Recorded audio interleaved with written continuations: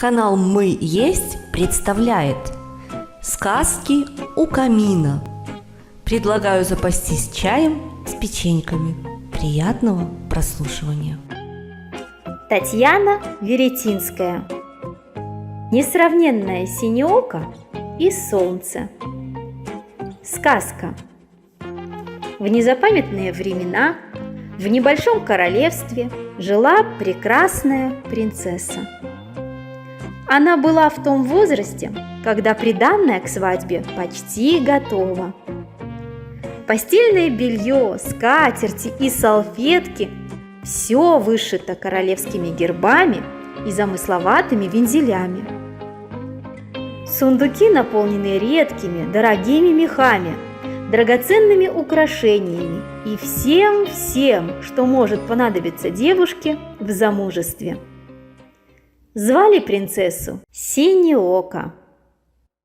Единственная дочка овдовевшего недавно короля и впрямь красива, как ангел. Да вот только характер у невесты далеко не ангельский. Дело в том, что она не могла налюбоваться своей красотой и от окружающих требовала постоянного восхищения и преклонения перед своим неземным великолепием. Многочисленная свита с самого раннего утра и до темной ночи вынуждена была, состязаясь в красноречии, превозносить достоинство юной принцессы. Иногда Синеоко убегала от них, но только для того, чтобы, оставшись наедине, лично удостовериться, что она и в самом деле неотразима. Тогда принцесса входила во дворцовый зал, сплошь увешанный зеркалами в великолепных резных золоченых рамах, и вертелась перед ними, как простая девчонка, любуясь своим отражением. Она и сегодня нашла его бесподобным. Да и кому может не понравиться это светлое личико с бездонными глазами, в которых мерцали задорные искорки, как золотые монетки, брошенные на дно горного озера. Эти длинные сияющие локоны, эти маленькие ножки в сказочно красивых туфельках, усыпанных бриллиантами, изумрудами и топазами, и в ажурных белоснежных чулочках. Принцесса несколько раз за день меняла наряды, один лучше другого. Не зря трудились королевские портные и белошвейки. Увидев однажды Синеоку, люди долго потом не могли забыть ее красоту. Долго прохаживалась принцесса перед зеркалами, задорно выстукивая маленькими каблучками по узорчатому паркету. Шедевру, выполненному придворными мастерами по эскизу королевского художника. Под потолком парили резные амурчики с венками и цветочными гирляндами, будто намереваясь увенчать ими первую красавицу королевства. «Да», — сказала принцесса вслух, как бы продолжая внутренний монолог. Про себя она подумала: «Лучше меня во всем королевстве никого нет. Я самая красивая». Еще раз взглянула на свое отражение и побежала в королевский парк. Ожидавший под дверью паж с зонтиком от солнца еле-еле поспевал за ней. Только самоцветные камушки на извилистых дорожках весело хрустели под ногами. Прибежав в парк, Синеоко уселась на качели, увитые душистыми вьющимися цветами, растущими в королевских теплицах специально для этого, и приказала пажу раскачать ее сильно-сильно. Она хохотала, и придворные дамы квахтали, как курицы, не сводя глаз с озорной красавицы. Как-то раз две фрейлины, стараясь превзойти друг друга в красноречии, принялись восхищаться достоинствами принцессы. «Наша принцесса Синеока красива, как роза!» И тут же другая подхватывала: «Да-да-да, и кожа у нее нежнее лепестков лилии». Но своенравной Синеоке не понравились эти сравнения. Она хотела всегда оставаться несравненной.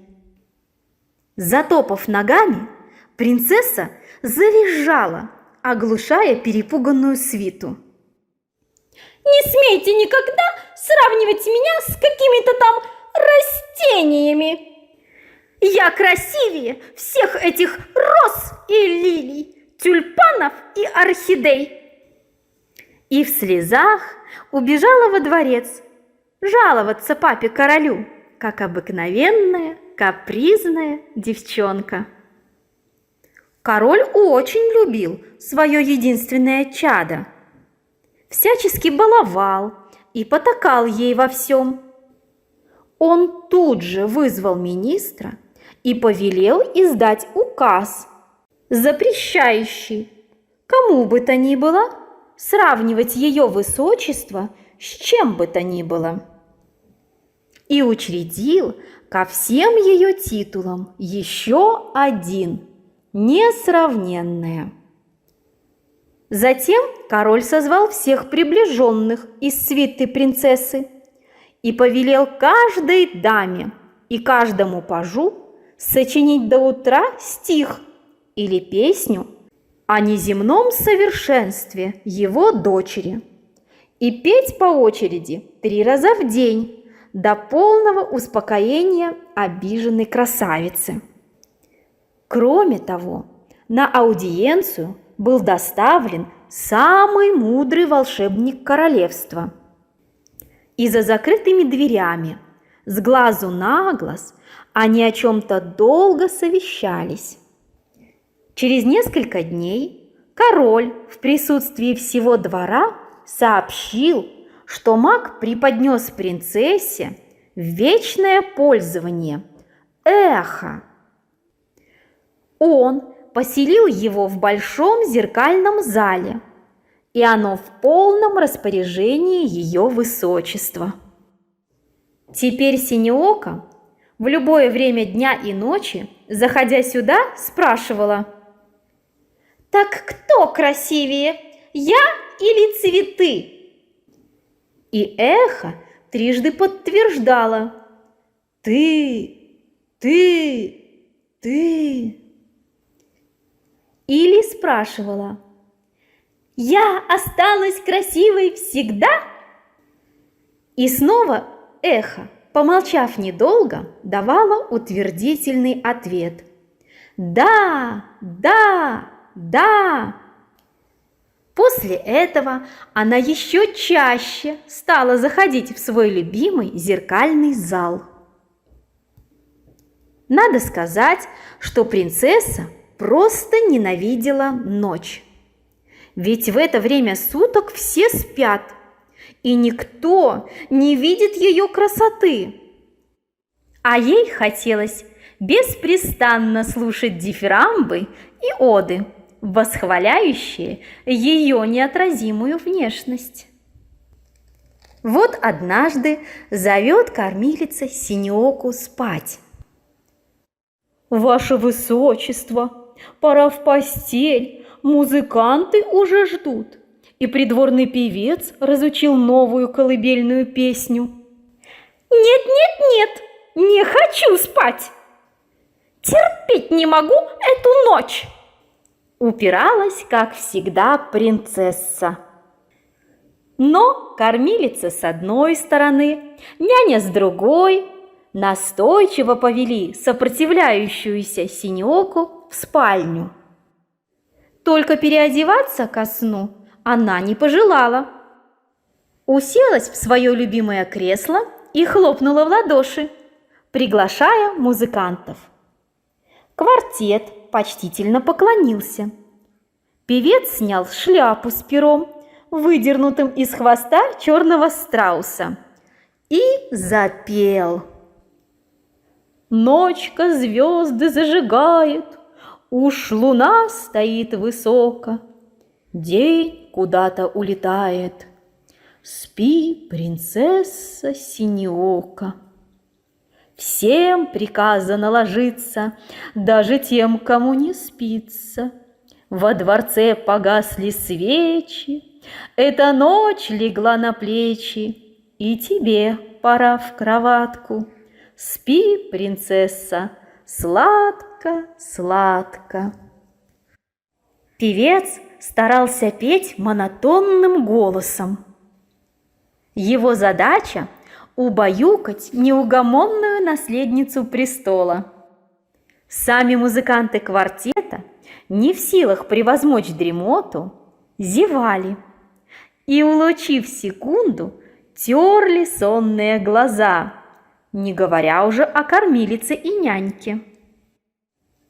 Слуги спят и спят вельможи, синеока ляжет тоже. Приходите, сон с дремотой, месяц светит позолотой. Спи, принцесса синеока, погружайся в сон глубоко. «Нет!» – неожиданно закричала истошным голосом принцесса. «Убирайтесь!»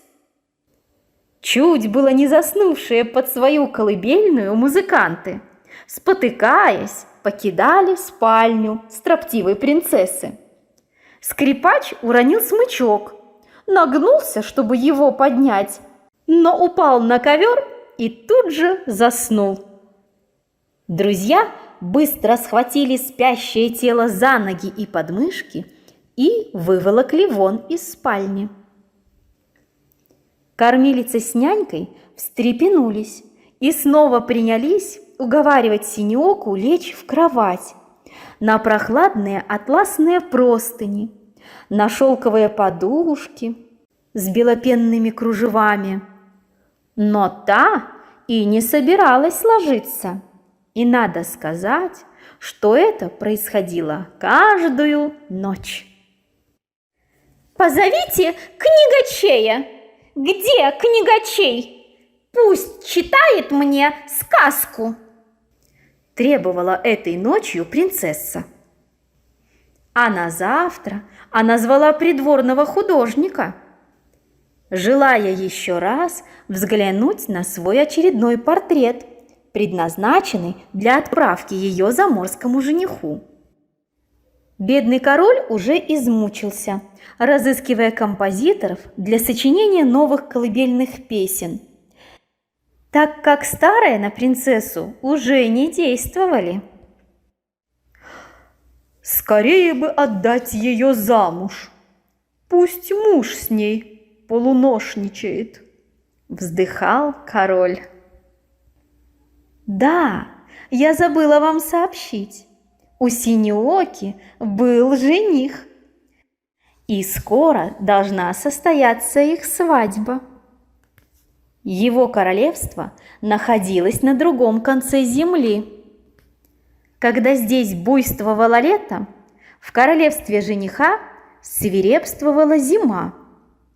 Когда тут светило солнце, там наступала ночь.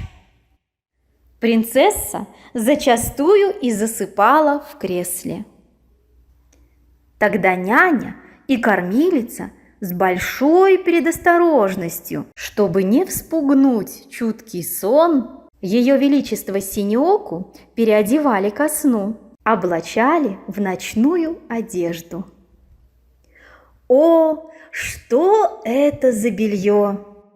Такой рубашки не было ни у кого во всем королевстве. Невесомая шелковая ткань, вышитая нежно-розовыми маками, любимыми цветами бога сновидений Морфея. Уложив капризницу в постель, придворные на цыпочках покидали спальню. Утром лишь первый робкий лучик заглядывал в витражное окошко, лишь только-только радужные зайчики запрыгали по паркету, принцесса уже на ногах. Она открывала медальон и разговаривала с портретом жениха. С этого начинался каждый ее день. Их отцы обручили своих детей еще в младенческие годы. И вот совсем скоро будет назначен день свадьбы. Синеока с нетерпением ждала этого события. Из-за далекого моря приедет за ней долгожданный принц, и она станет королевой его страны.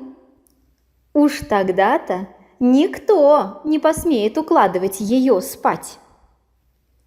Как только мою голову увенчают королевской короной, я сразу же первым указом отменю ночь навсегда, говорила принцесса портрету жениха. Тому ничего не оставалось делать, как молча соглашаться с решением своей королевы. Но даже если бы он и пожелал что-то возразить, Синеока, высказав свое намерение, тут же захлопывала створки драгоценного медальона. После умывания и завтрака, тряхнув золотистыми локонами, в легком платье с бантиками и оборочками, которые так любят незамужние принцессы, она бежала в парк. Молодые фрейлины и пожилые дамы, подняв свои пышные юбки, бегали следом, чтобы не упустить принцессу из поля зрения. А это было ох, как непросто. Казалось, солнце давало ей необыкновенный заряд бодрости и веселья. Она носилась по дорожкам за стрекозами и бабочками, пряталась в лабиринте подстриженных кустов, каталась на качелях, а то заставляла свиту играть с ней в жмурки. В одно такое утро старшая придворная дама заговорщически сообщила Синеоке приятную весть. «Ваше Высочество, сегодня король созвал всех своих астрологов, чтобы те посмотрели на звезды и, учтя все возможные приметы, определили наилучший день для вашей предстоящей свадьбы». Принцесса была впечатлительной девочкой, поэтому весь день думала: что там решат мудрейшие из мудрых? Тем более, что весь двор только об этом и шептался. Что скажут звезды? Когда же состоится свадьба? Скорее бы! И вот день, самый благоприятный для этого события, назначен. К жениху отправлены послы, чтобы сообщить дату свадьбы. Не прошло и месяца, как послы вернулись с дорогими свадебными подарками для невесты от прекрасного заморского принца. Синеока без конца примеряла наряды и украшения и целыми днями не отходила от зеркала. Двор весь гудел, готовясь к радостному событию. И даже сны принцессе снились исключительно об этом. Хоть и спала она по-прежнему мало. Вызвал король-отец ее к себе и спросил: «Дочь моя, какой бы ты хотела получить от меня подарок ко дню твоей свадьбы? Я все исполню, что бы ты ни пожелала. Ты моя единственная дочь, и я тебя люблю больше своей жизни». Задумалась Синеока, чего ей пожелать. А в это время солнце, совершив дневной путь по небосклону с востока на запад, безмятежно опускалось в самом конце золотой дорожки туда, где море соприкасается краем своей чаши с куполом неба. «Я знаю, знаю!» – радостно вскричала принцесса. «Вели солнцу никогда больше не опускаться в море. Пусть всегда будет день. Отмени ночь». От удивления необычному пожеланию дочки у короля свалилась корона. У него даже взмокла лысина. Промокая голову носовым платком с королевским гербом, король не мог сообразить, что и ответить принцессе. За всю ее жизнь любое желание дочки было для него законом. А здесь всемогущий правитель призадумался. «Деточка, это невозможно!» – прошептал он в смятении. Что тут началось? «Ты сказал, все сделаешь для меня, любое желание исполнишь, а теперь невозможно!» И она принялась топать ногами, рыдая во весь голос. Сбежались придворные дамы. Принялись успокаивать самовлюбленную принцессу, никогда не знавшую ни в чем отказа. И лишь когда мудрая кормилица заметила ей, что прекрасные глазки принцессы могут от слез покраснеть, только тогда Синеока быстро угомонилась. Еще раз топнула она ножкой и сказала смущенному отцу: «Отмени указом ночь, навсегда отмени. Пусть всегда будет день и светит солнце». Пришлось отцу-королю заверить дочь, что он непременно выполнит свое обещание. Он созвал всех магов и волшебников, астрологов и мудрейших из мудрых, в надежде, что кто-то найдет способ заставить солнце не покидать небо. А тем временем заморский принц готов был в окружении лучших людей королевства отправиться в далекое путешествие на свою свадьбу. Он целыми днями ходил от одного портрета невесты к другому и мечтал о грядущем событии. А надо заметить, портреты Синеоки были во всех покоях дворца. На каждой стене висело по портрету, а то и по два. Так жених любил свою невесту. Волнение принца возрастало. И вот назначен день отъезда. Завтра, лишь только взойдет солнце, 3 корабля под голубыми парусами с королевскими гербами выйдут из гавани и отправятся за будущей королевой. Капитаны уже набрали команды, погрузили необходимые запасы. Короче, все было готово к отплытию. Ждали только восхода солнца. Принц даже пораньше лег спать. Ночь прошла. Принц проснулся, потянулся, открыл глаза и посмотрел на часы. Большие напольные часы. В них каждый час открывалась маленькая дверца, и на крошечный золотой балкончик выходила фарфоровая куколка. Точная копия невесты Синеоки. Она посылала принцу воздушный поцелуй, и дверца закрывалась.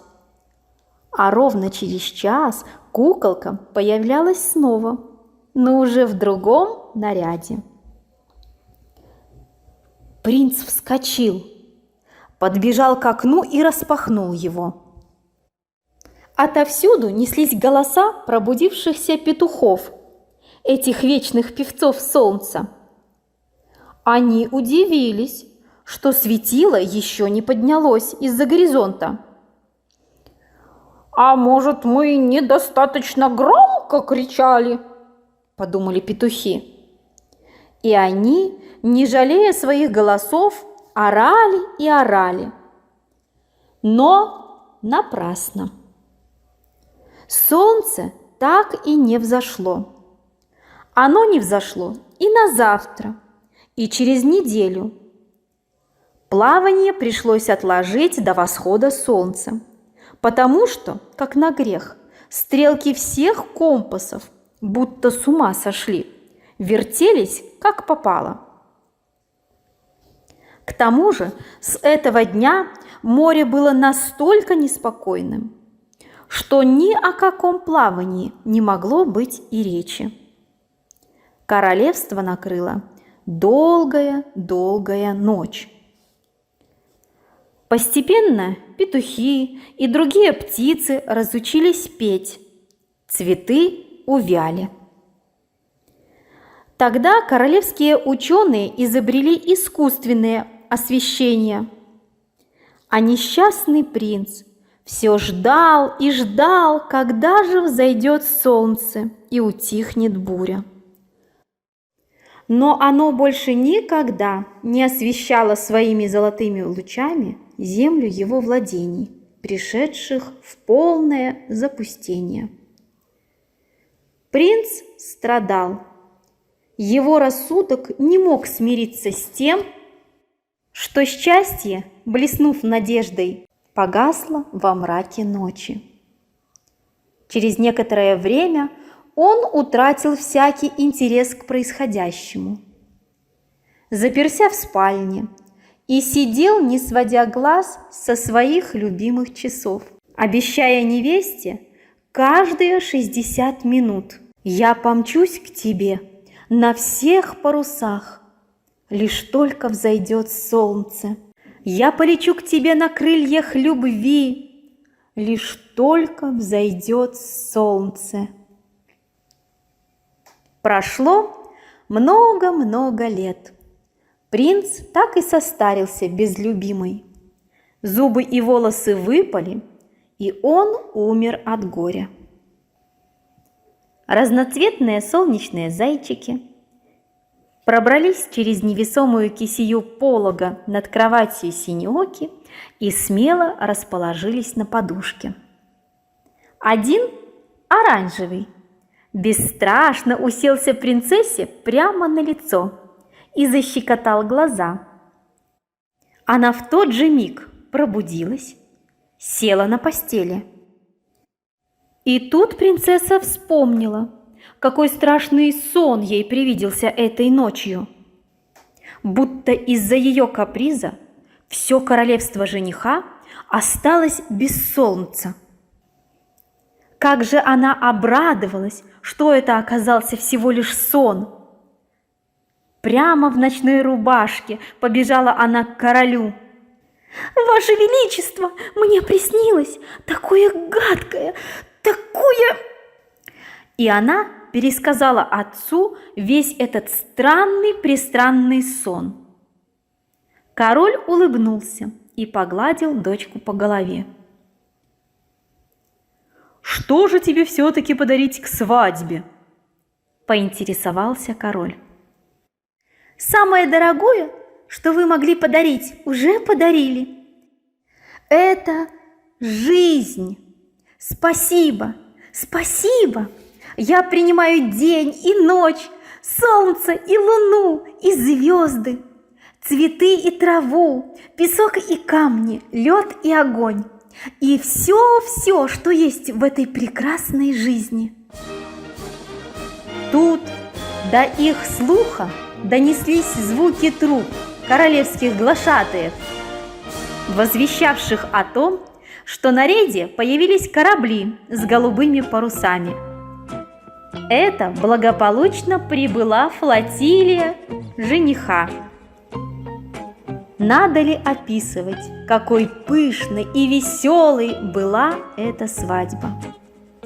Как, погостив определенный срок, двор принца, теперь уже короля, отправился в обратный путь с молодой королевой. И как они жили долго и счастливо, радуясь солнцу и луне, в окружении многочисленных детей и внуков. Для проекта «Мы есть» сказку озвучила Кривошей Анна.